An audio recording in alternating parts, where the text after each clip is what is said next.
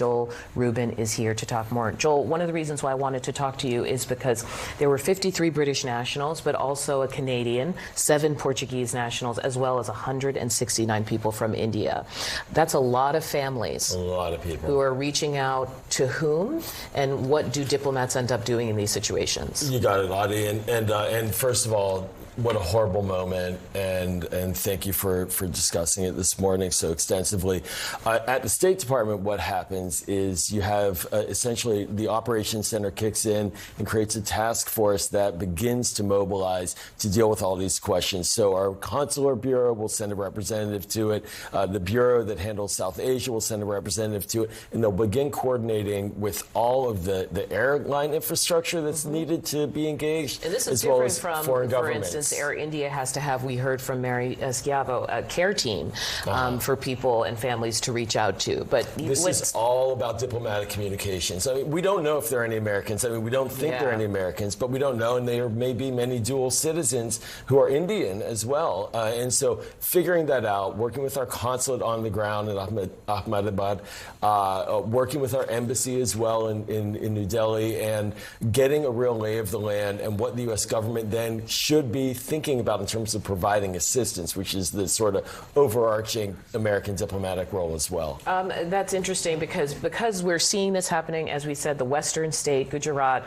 and this Boeing so far, is saying we're aware of initial reports. We're working to gather more information. Again, this aircraft was a Boeing 787 Dreamliner. Is the U.S. involved in any way in terms of support? What would that even mean in a scenario like this?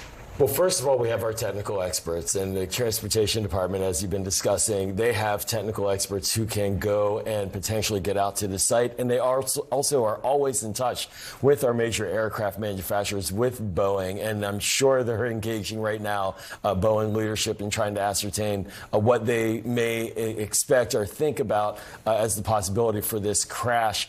And so it's really the U.S. government plays a central role in communication. This goes to a bigger point about America's role in the world as well. Our diplomacy, our State Department, our government assets can really help to coordinate at a moment of disaster, coordinate diplomatic response, engage families, provide technical support. That's a true capacity that we have. I hope it's kicking in right now. It's been a bit beleaguered, as you know, over the last several months, but that's a capacity that we have. Okay. Joel Rubin, please stay with us. I want to bring back CNN's transportation analyst, Mary Schiavo. Mary, we were just hearing from Joel about the coordination through diplomatic circles. You were also talking earlier about what's required for an investigation like this when you have multiple countries involved. But you said something that really struck me about the site, because we were looking at these images with, various people involved in recovery. Earlier, we saw images of luggage being pulled away from the wreckage. You see people there taking photos. And more importantly, buildings are charred, right? This crash happened right in an urban area. How does that complicate this investigation? Well, immediately it complicates the investigation in that people on the ground and people in the buildings could have been, seriously harmed or killed, and they have to account for those people as well. And, our hearts certainly go out to the people on the ground who, are trying, it appears trying to get people, if there is anybody to be gotten off the plane, trying to get people off the plane, trying to get people out of harm's way, get people to ambulances or whatever. But in terms of removing anything else, structures of the aircraft, it's going to be very important, for example, to look at the wings, to look at the engines. And if they're moving around things and they aren't the trained professionals doing it, you can dislodge evidence. Here, the investigators are going to be looking very intently at all the takeoff settings for this aircraft. What were the settings on, the flaps, the engines, anything that could have affected that. And so things should not be removed, and it is disturbing, but I do see in the video that you're showing now that the officials are there and they are directing it. It appears to be law enforcement or maybe the military, and that's very important. They must safeguard every piece of evidence, and remember, all these are somebody's belongings, which by law they must return. So it's very important to safeguard that site. And with the officials there, they're clearly doing that. So right now, India's civil aviation authorities, as you said, they're going to be taking the lead. A lot of people may be involved, as Joel mentioned, including American technical experts. Can you talk to me a little bit about this process? I mean, you have, as you said, a flight industry that's growing in India. So what are the questions that are raised there, as well as the questions about Boeing itself? Well, in the process, in an air crash investigation, and like I said, sadly, the aviation nations of the world have had a lot of experience and previous accidents to investigate, all over the world. But in an air accident investigation, various teams are formed. For example, one team will be on the pilot performance, the piloting, et cetera. And that team will be comprised of persons who are experts in that area. And that team will be looking specifically at those particular issues. They will have a survivability team. Was this a survivable accident? And they will look at that. They will have an engine team that will look specifically at the aircraft performance in the engine. Weather doesn't appear to be an issue, but they will have a meteorological team. See, they will be particularly interested because it doesn't look like this plane really ever got much altitude from the initial report that you mentioned, about 625 feet, if that's an accurate radar reporting or altimeter reporting. They'll be looking at the conditions of the runway. Is there some reason, for example, if they didn't have, an adequate amount of runway or an adequate amount of speed? So they will have an airport issue, and each one of these specialized groups will then come together and exchange information.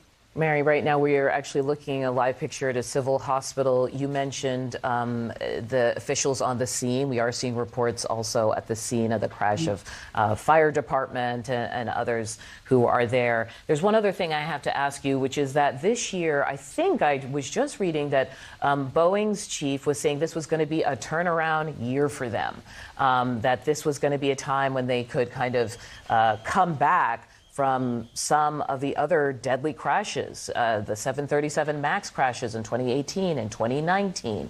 And then there was that panel that blew away from a 737 MAX while in flight. What questions are out there for them now? Well, everything's on the table for Boeing because obviously this aircraft is, being the first, hull loss when the whole plane is lost of 787. This is going to be hugely important because of the history. I mean, investigators don't look at an accident as a single snapshot. They look at, what else is known, what happened before. How was, for example, let's look at the software. How was the software on this plane developed? What have been the recent changes on it? For Boeing, there's a lot on the line. And of course, it could be entirely something else. It could be an issue, maybe they picked up something on the runway. There was a terrible crash, from that. So there are a lot of things, but Boeing has a lot on the table and they have to get it right. They just absolutely have to get it right. I want to mention now, as we see these images, that India's Prime Minister Narendra Modi said this plane crash has stunned and saddened the country. He said it's heartbreaking beyond words. In this sad hour, my thoughts are with everyone affected by it. And he says he's been in touch with ministers and authorities who are working to assist the affected. We should say he actually was a leader in that region before he came to national prominence. So this is going to touch him very closely. Joel, you were listening to that discussion about Boeing. How are you hearing all this? Yeah, I can't help but think that Capitol Hill will have an interest in this as well. It's not as if Boeing has escaped scrutiny in Congress for its weak performance, frankly, on safety over the recent years. And it does get a lot of subsidy and a lot of contracts from the U.S. government as well. So this is ripe for investigation, not just obviously the devastating ground, but also for Congress, because we need to make sure that our planes are safe. And that's just one part of it, right? Talking about Boeing and its safety record, we're also looking at, Mary said, at the industry in India, the air industry, what is going on with the pilots who are actually able to get off a Mayday call. And also, Mary, you mentioned that there could have been something that got picked up on the runway. I can't imagine what it is like trying to figure that out in the middle of an urban area crash scene like this, where you also now have the element of debris and all of this from the buildings themselves that have also been damaged. Well, that's right. I remember I worked on one crash where literally pieces the size of a thumbnail were crucial in the investigation. But the flip side of that is investigators are able to do that.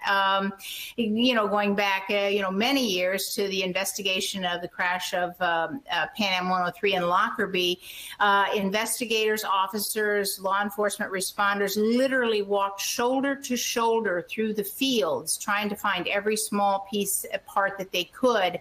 And fragmental pieces are what solved that crash. And so they're able to do it, and they have done it, and they've been doing it for decades. But again, it takes tremendous coordination and discipline. I mean, you can see in the video showing the investigators and the leaders on board, and they're going to have to, kind of rule with an iron hand right now to make sure no one interferes with that crash site. And not maliciously, people just want to help. But that's very important. Every piece could be important.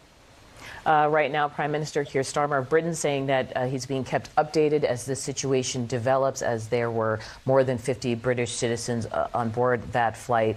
We were also hearing from Prime Minister Narendra Modi as the country is, as he says, stunned and saddened about this crash in the western part of India. Mary Schiavo, thank you so much for bringing your insight here on so many of the technical issues at play on this investigation. We'll be hearing from you later today.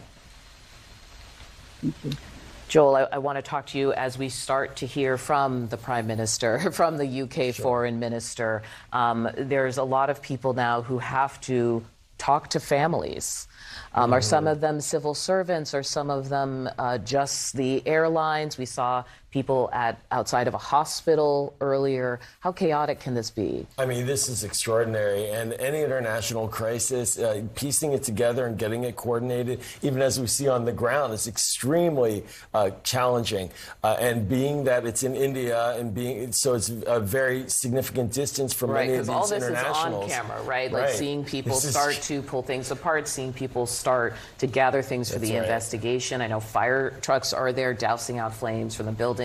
What we're not seeing is what the families are dealing with. No, and just how do you begin to identify and then contact all of these families in all these different countries? So we'll filter down bureaucratically to the foreign ministries. Do people reach out to consulates? Do people just... If they have an inkling that someone from their family may have been on that flight, yes, they will do that. But it's very ad hoc at this moment. And getting a manifest, of course, is crucial. But then figuring out who the individuals are and then which government is responsible for engaging. It takes a lot of coordination. Look at this for a moment, just so people can see how complex this crash site is. This Air India jet, this passenger jet, was bound for London. The crew gave a mayday call to air traffic control. This happened shortly after takeoff. That's according to India's Directorate General of Civil Aviation. 242 passengers and crew on that flight. We're going to have more for you now on CNN News Central.